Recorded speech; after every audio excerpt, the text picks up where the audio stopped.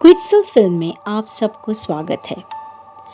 क्विट्सल film original audio book series पे आज आप लोग सुनेंगे द ऑनियन विच।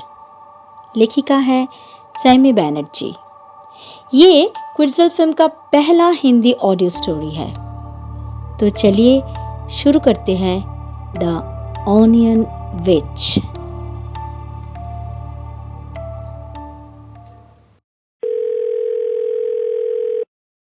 हेलो।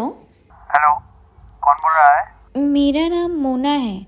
मेरी एक फ्रेंड से आपका नंबर मिला था। एक्चुअली हमें एक फ़्लैट चाहिए थी, तो मेरे फ्रेंड ने कहा कि आपसे बात करने के लिए। हाँ, आपको कैसा फ्लैट चाहिए और कितने लोग के लिए? जी, हम 2 लोग हैं, मैं और मेरा बॉयफ्रेंड। एक छोटा सा फ्लैट चाहिए था। प्राइस थोड़ा कम रहता तो अच्छा होगा। ठीक है, मैं देखता हूँ। आपको परसों कॉल करेंगे। जी, थैंक यू।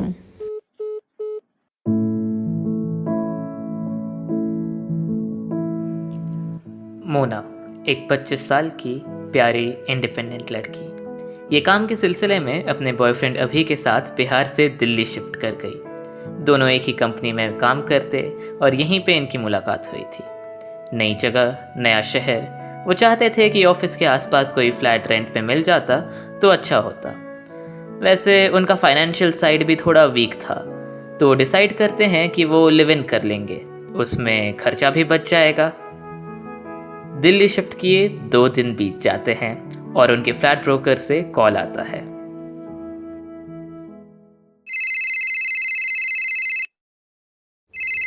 हेलो। हाँ मैडम, कुछ फ्लैट मिली है। आपको फोटो भेज दिए विद प्राइस। आप देख के बताइए तो फाइनल कर देंगे। जी भैया, अभी देख के बताती हूँ। मोना ने अपना फ़ोन चेक किया और फिर से फ्लैट ब्रोकर को कॉल किया। भैया, फ्लैट्स अच्छे हैं, लेकिन इस सब की रेट बहुत ज़्यादा है। आप और थोड़ा सा कम में देखिए ना मैडम, प्लीज़। इस जगह में फ्लैट बिल्कुल नहीं मिलती और इससे कम में तो नहीं होगा। रास्ते के ऊपर एकदम बढ़िया जगह पे इससे कम में कैसे होगा मैडम? थोड़ा सा देख लीजिए ना भैया, हम इतनी दूर से आ रहे हैं। प्लीज़ भैया, प्लीज़। ठीक है, देखता हूँ। वैसे आप कब आ रहे हो? आज रात की ट्रेन है, परसों दोपहर तक पहुंच जाएंगे। प्लीज़ भैया, थोड़ा सा देख लीजिए ना, हमें आपके ऊपर पूरा भरोसा है। अच्छा ठीक है। उस दिन रात को मोना ट्रेन से सफ़र करते हुए आ रही थी और तभी उसके पास ब्रोकर का कॉल आता है। हेलो। एक फ्लैट है, थोड़ा अंदर है और छोटा, इसलिए उसको कोई नहीं लेता और प्राइस भी कम है। आप परसों आ रहे हैं तो आके शाम को देख लीजिए। ठीक है भैया। मोना और अभी स्टेशन पर उतरते हैं। पास के एक होटल में वो एक दिन के लिए रुक जाते हैं। लंबे सफ़र के बाद वो इतने थक चुके थे कि वो सो गए। शाम को वो घर देखने जाते हैं जिसके लिए उनकी बात हुई थी। ये थोड़ा सा दूर पड़ता है मैडम, इसलिए कोई इसे नहीं लेता। कुछ देर चलने के बाद वो एक कॉलोनी पे पहुंच जाते हैं। वहाँ का माहौल थोड़ा सा शांत, मेन रोड से दूर होने के कारण ज़्यादा आवाज़, शोर शराबा भी नहीं था। मोना और अभी को जगह बहुत अच्छी लगी।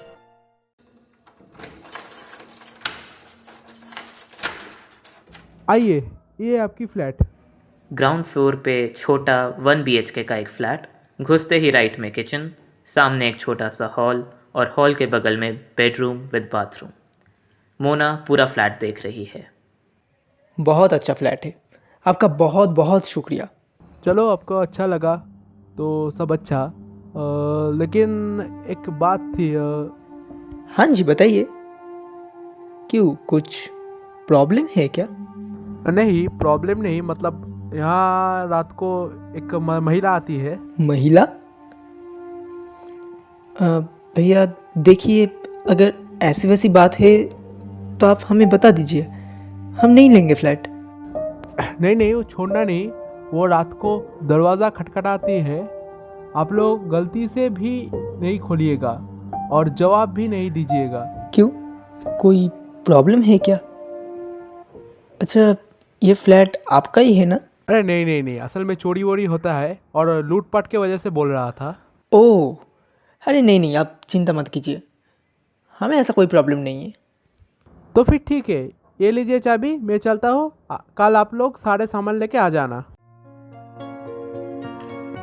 अगले दिन अभी और मोना सारा सामान लेकर फ्लैट पर आ गए। सफाई और सजावट के बाद पूरा फ्लैट एक घर में बदल गया। वो दोनों सुबह को ऑफिस निकल जाते और रात को सीधा लौटते। सिर्फ वीकेंड्स पर ही वो घर पे रहते।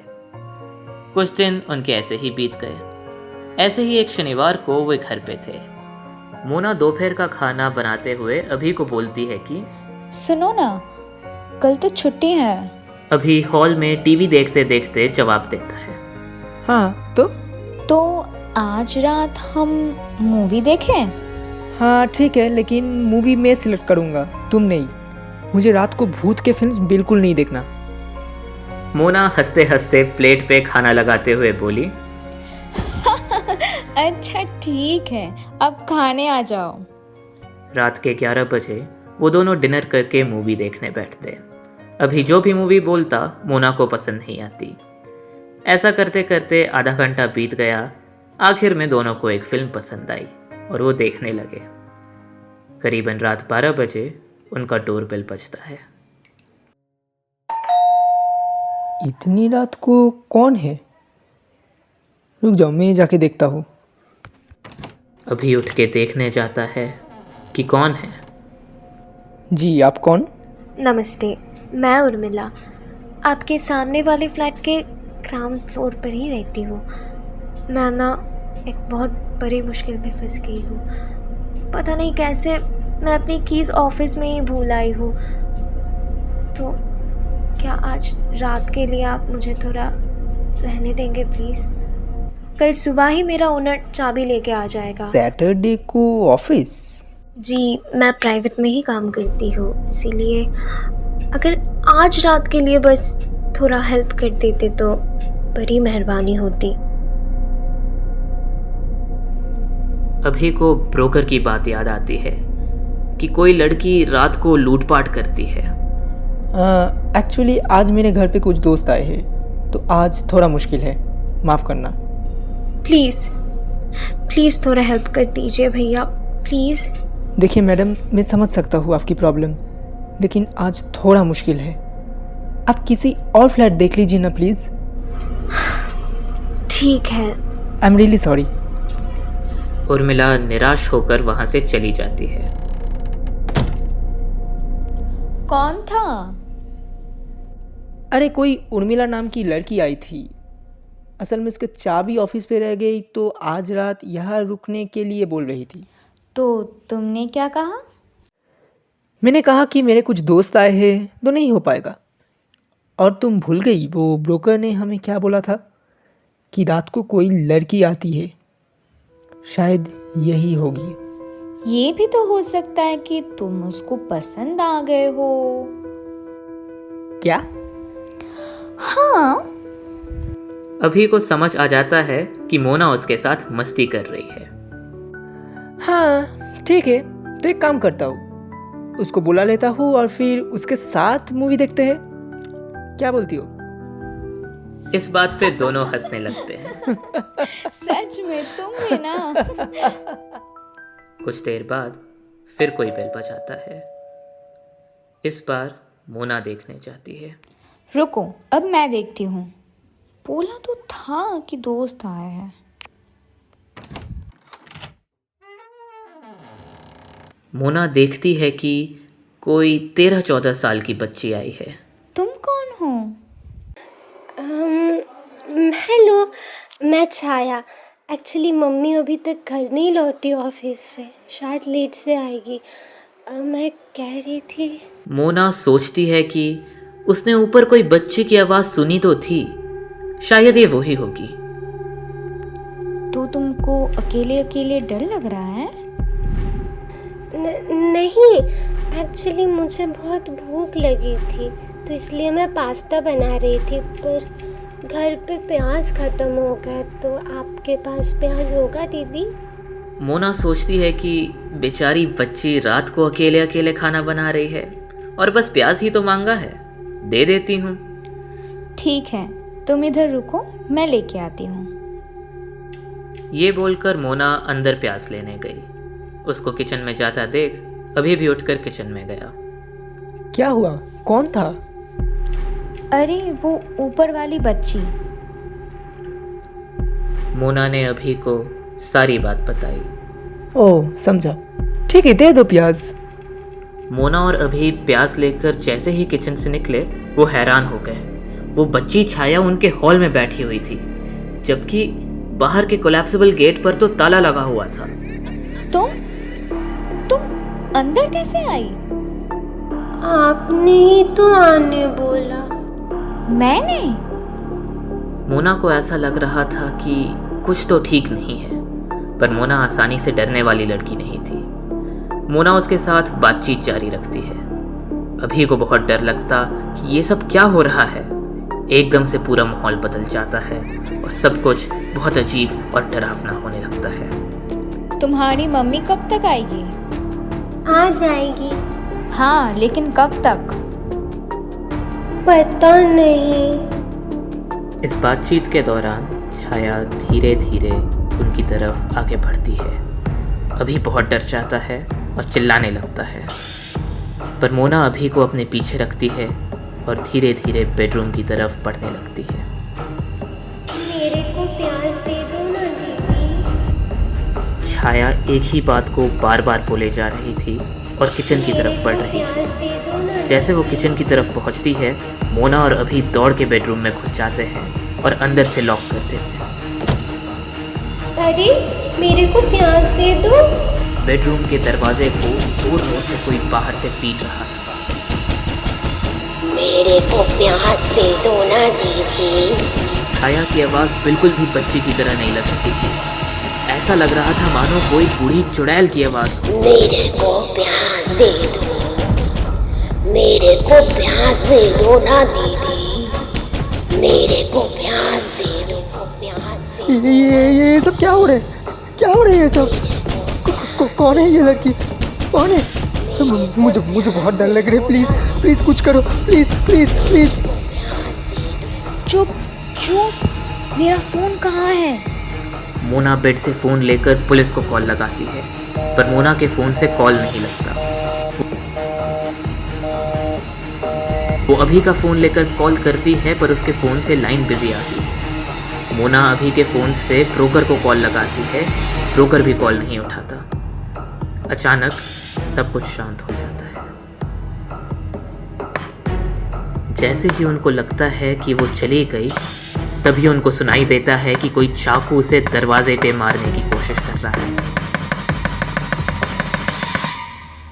वो दोनों बहुत ज़्यादा डर जाते हैं और ड्रेसिंग टेबल को दरवाजे पे लगा देते हैं। किसी तरह वो सुबह होने का इंतज़ार करने लगते हैं। अचानक सब कुछ फिर से शांत हो जाता है। मोना खिड़की की ओर देखती है तो देखती है कि सुबह हो चुकी थी। मोना फिर से ब्रोकर को कॉल लगाती है और इस बार कॉल लग जाता है। मोना पिछले रात की पूरी बात बताती है और उसे जल्द से जल्द फ्लैट पर आने को बोलती है।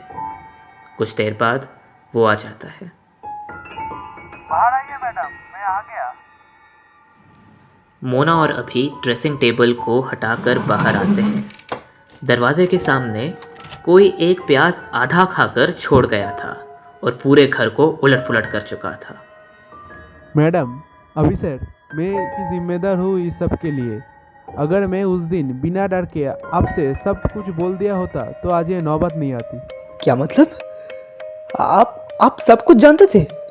जी सर, आप सब कुछ सुन के फ्लैट छोड़ देते, इसी डर से मैंने कुछ नहीं बताया। वो ये सब घर के बाहर खड़े होकर बोल रहे थे तो उर्मिला उनको देखने आती है। क्या हुआ? कुछ परेशानी है क्या? अभी उसको सब कुछ बताता है और सॉरी भी बोलता है कल रात के लिए कि उसने उससे झूठ बोला। उर्मिला उसको बोलती है कि उनके साथ भी ऐसा हुआ था, लेकिन उसके ब्रोकर ने पहले ही उसको सब कुछ बता दिया था। और वो ये भी बताती है कि एक बार वो किसी के घर पे आए तो दोबारा नहीं आती, तो इसके बाद उन्हें और प्रॉब्लम नहीं होगी।